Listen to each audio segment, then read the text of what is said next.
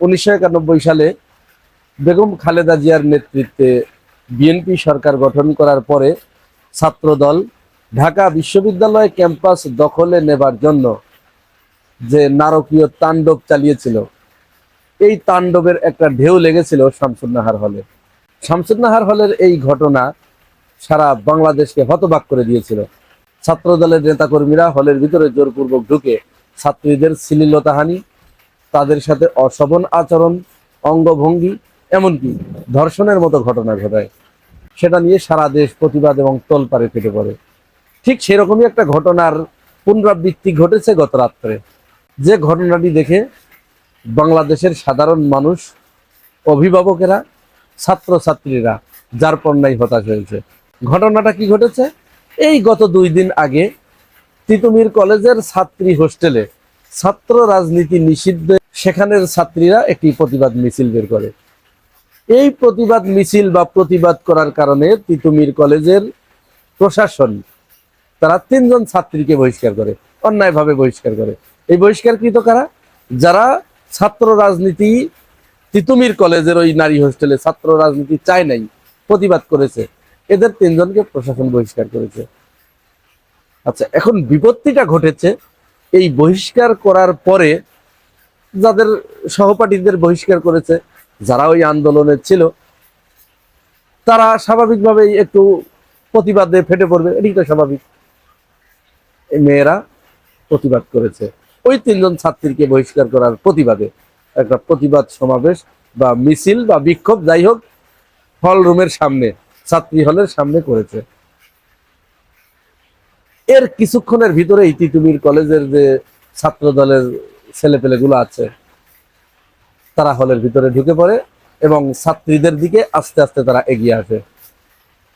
ভয়ঙ্কর ব্যাপার, একটু খেয়াল করবেন। কিন্তু ছাত্রদল কেন হঠাৎ করে সারা বাংলাদেশের বিশ্ববিদ্যালয়গুলোতে এই ধরনের কাণ্ড কারখানাগুলো তারা ঘটানোর চেষ্টা করছে এবং অনেকটা পায়ে পাড়া দিয়ে তারা একটা কেওয়াস বাঁধানোর চেষ্টা করছে, এটি কিন্তু প্রত্যেকের কাছে পরিষ্কার। তারা তাদের দখল বাণিজ্যকে টিকিয়ে রাখার জন্য, তাদের আধিপত্য বিস্তারকে কায়েম করার জন্য তারা এই ধরনের ঘটনাগুলো ঘটাচ্ছে। এখন এখানে তারা ছাত্রীদের দিকে যেভাবে তেড়ে আসলেন এবং মব করতে করতে যে এগিয়ে আসলেন, এগিয়ে এসেই শুধু ক্ষান্ত হন নাই, মেয়েরা তখন আস্তে আস্তে ছাত্রী হোস্টেলের দিকে যখন ফিরে আসছে ওদের দেখে, কারণ এদের বলে তো ভয় আছে, প্রত্যেকেই 92 সালের ওই ক্ষত কেউ তো ভুলতে পারে নাই, প্রত্যেকের ভিতরে এই ক্ষতের দাগ এখনো দগদগ করে জ্বলছে। মেয়েরা একটু পিছিয়ে আসছে। ছাত্র দলের একটা ছেলে, দেখুন তার ভাষাটা একটু শুনুন, সে কি বলছে মেয়েদেরকে, ভিডিওটা একটু দেখুন।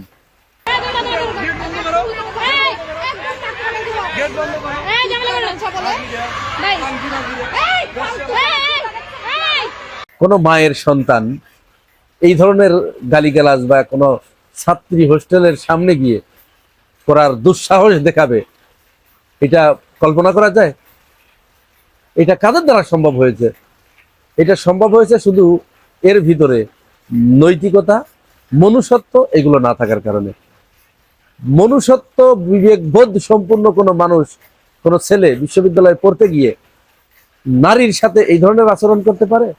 আমরা ইদানিং সম্প্রতি দেখছি জাহাঙ্গীরনগর বিশ্ববিদ্যালয়ের এক নারী, তিনি এতটাই নারী অধিকারের প্রতি সচেষ্ট যে পোলাওকে কেন মরক পোলাও বলা হয়, কেন সেটাকে মুরগি পোলাও বলা হচ্ছে না, এখানেও তিনি জেন্ডার ডিসক্রিমিনেশন খুঁজে পাচ্ছেন। এগুলো আসলে মাথায় সমস্যা হয়ে গেলে তখন তার অন্য কোনো কিছু বলার থাকে না। তো এই নারী, তিনি এখন এগুলো শুনবেন না, দেখবেন না। তার এখন অন্যতম একজন সহযোগী আছে, জি টিভিতে বসে যিনি মুখ ইনিয়ে বিনিয়ে ঘুরিয়ে পেঁচিয়ে, যিনি সমস্ত কিছু বাদ দিয়ে, সবকিছু না দেখে কাঠের চশমা পরে তিনি শুধু অন্যদের দোষ খুঁজে পান, আর ছাত্রদল, বিএনপি এদের দোষ, মোটে কোনো দোষ খুঁজে পান না।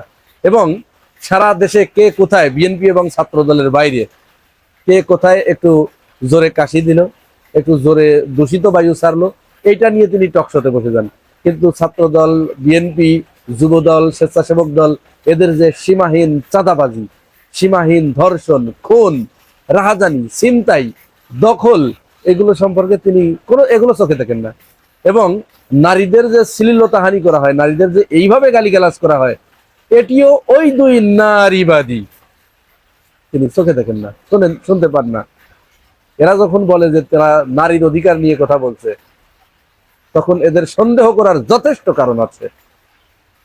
যাই হোক, এই যে ছেলেটা নারীদেরকে এইভাবে গালিগালাজ করলো, এদের সাহসের উৎস কোথায়? সাহসের উৎস তো দরকার। এই সাহসের উৎস এমন একটা জায়গায়, ও জানে যে ওর কিচ্ছু হবে না। এই তিতুমির কলেজের এই নারীদের শুধু গালিগালাজ কেন, গালিগালাজ তো মামুলি ব্যাপার ওদের জন্য। যদি এইখানে সবাই মিলে এসে উপর জুপরি এদেরকে রেপ করে, তবুও এদের কোনো বিচার হবে না, কারণ এদের ক্ষমতার একটা উৎস আছে। কোথায় উৎস? এই দেখুন তার উৎসটা কোথায়, দেখুন তো ছবিটা কার সাথে। সন্ত্রাসী মনোভাবাপন্ন ছাত্রদেরকে এই জাতীয় লোকগুলো শেল্টার দেয়, তাদেরকে পেট্রোনাইজ করে, এবং তাকে আবার পেট্রোনাইজ করে আরেকটু উপর থেকে। তখন সে তো নারী কেন, পৃথিবীর কোনো কিছুকেই তো সে তোয়াক্কা করবে না, এটাই স্বাভাবিক ব্যাপার। শুধু তাই নয়, তাদের যে ক্ষমতার কেন্দ্রবিন্দু এবং তাদের যে বিচারহীনতার সংস্কৃতি, তারা যা কিছু করে পার পেয়ে যেতে পারে, এর আরো একটা উদাহরণ আমি দেই।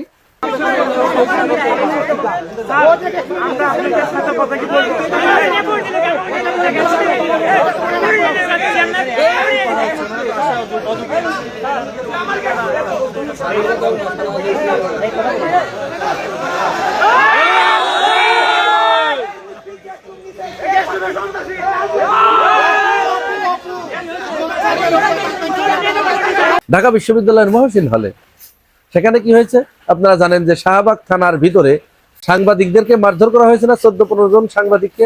এর প্রতিবাদে সাংবাদিকরা ছাত্র দলের সমস্ত নিউজ কভার করা তারা বয়কট করেছে। এইখানে মহসিন হল ছাত্র সংসদের এক সদস্যকে ছাত্র দলের রাকিব নামে একটা ছেলে মেরে তার কানের পর্দা ফাটিয়ে দিয়েছে। তো যখন তারা তার নাম সহ প্রশাসনের কাছে দিয়েছে, প্রশাসন তাদের বিচার করে নাই। তারপরে থানায় তাদের নামে মামলা করতে গেছে, থানা প্রশাসন তাদের মামলা নেয় নাই। তখন এই ছাত্ররা হল সংসদ বাধ্য হয়ে তারা কি করেছে, ওই ছেলেটার সন্ত্রাসী রাকিব এরকম একটা ব্যানার তারা মহসিন হলে লাগিয়ে দিয়েছে। লাগানোর পরে এবার ছাত্র দলের যেখানে যারা ছিল বহিরাগত সহ এইখানে এসে তারা হল সংসদের সবাইকে ডেকে অনেকটা মারমুখী আচরণ, এবং সাথে যেহেতু সবাই তো ছাত্র শিবির সেখানে চলে এসেছে তাদেরকে রক্ষা করার জন্য, মুখোমুখি অবস্থান আমরা দেখেছি। সেখানে ছাত্র শিবির অত্যন্ত সংযমের পরিচয় দিচ্ছে, অপরদিকে তারা ওই ব্যানার টেনে ছেড়ার জন্য, তাকে তো সন্ত্রাসী বলা যাবে না, সন্ত্রাসীকে সন্ত্রাসী বলা যাবে না, চোরকে চোর বলা যাবে না, চাঁদাবাজকে চাঁদাবাজ বলা যাবে না, তাদের এটি তো গায়ে লাগে।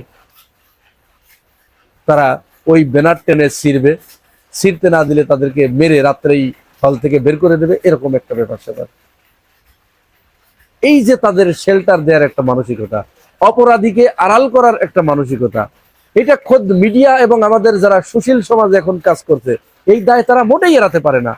এই যে গত কয়েকদিন ধরে আমরা দেখছি ছাত্র দলের অব্যাহতভাবে সন্ত্রাস চালানো, আধিপত্য কায়েম করার জন্য সারা দেশে যে জোরপূর্বক এই ধরনের ঘটনাগুলো ঘটানো হচ্ছে, মারামারির ঘটনা ঘটছে, এইগুলোকে জাস্টিফাই করছে কারা? এইগুলোকে আড়াল করার চেষ্টা করছে কারা? তাদেরকে শেল্টার দিতে চেষ্টা করছে কারা? আমাদের বর্তমান এক শ্রেণীর নতুন করে গজিয়ে ওঠা বুদ্ধিজীবী এবং মিডিয়া শ্রেণী। বিগত সময়ে আমরা দেখেছি ছাত্রলীগ কেন হয়ে উঠেছিল? ছাত্রলীগ যে অপকর্মগুলো করত, সেই অপকর্মগুলোকে আস্তে করে ঢেকে দিত মিডিয়া এবং এক শ্রেণীর আওয়ামী বুদ্ধিজীবী। ঠিক ছাত্র দলের ক্ষেত্রেও একই দায়িত্বে অবতীর্ণ হয়েছে, একই ভূমিকায় অবতীর্ণ হয়েছে বর্তমানের কিছু নতুন গজিয়ে ওঠা বুদ্ধিজীবী এবং এই জিটিভির টকশকারদের মতো, কাজী জেসিনদের মতো সাংবাদিকেরা।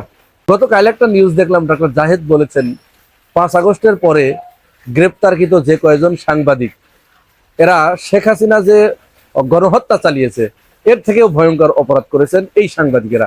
অর্থাৎ যাদেরকে গ্রেপ্তার করা হয়েছে, ফারজানা রূপা, তারপরে যে শাকিল 71 টিভির, এরকম যাকে যাকে গ্রেপ্তার করা হয়েছে। তাহলে এই ফারজানা রূপা, মিথিলা ফারজানা, নবনীতা চৌধুরী, সোমা ইসলাম, ওই শাকিল আহমেদ, এদের ভূমিকায় অবতীর্ণ হয়েছে বর্তমানের কিছু সাংবাদিক। এর ভিতরে অন্যতম হচ্ছে আমাদের কাজী জেসিন, একই অপরাধ করছে। একইভাবে তারা অপরাধকে আড়াল করার চেষ্টা করছে, একইভাবে তারা ছাত্রদল, যুবদল, স্বেচ্ছাসেবক দলের সমস্ত অপকর্মের জাস্টিফিকেশন তারা করতে চাচ্ছে। এটি ভয়ঙ্কর, এটি আখেরে ভালো ফল বয়ে আনবে বলে কেউ মনে করছে না। প্রিয় ভাই ও বোনেরা, আপনারা কি মনে করেন জানাবেন মন্তব্যের ঘরে। আর যদি এই চ্যানেলে নতুন হয়ে থাকেন তাহলে চ্যানেলটি সাবস্ক্রাইব করে পাশে থাকবেন। আজ এ পর্যন্তই, ভালো থাকবেন, আল্লাহ হাফেজ।